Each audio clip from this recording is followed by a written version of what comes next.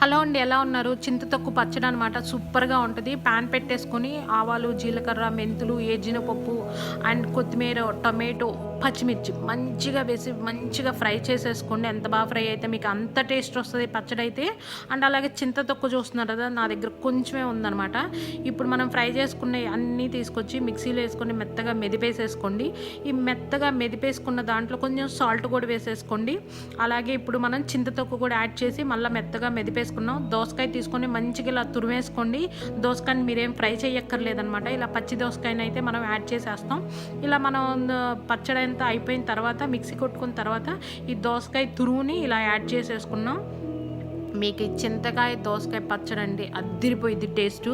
వేడన్నంలో కొంచెం నెయ్యి వేసుకొని తిన్నారా, అబ్బా సూపర్గా ఉంటుంది. మర్చిపోకుండా ట్రై చేయండి. చింత తొక్కు ఉన్న వాళ్ళందరూ మర్చిపోకుండా ట్రై చేయండి. మీకు చింతకాయలు కూడా బయట దొరికితే మటుకు తెచ్చుకోండి.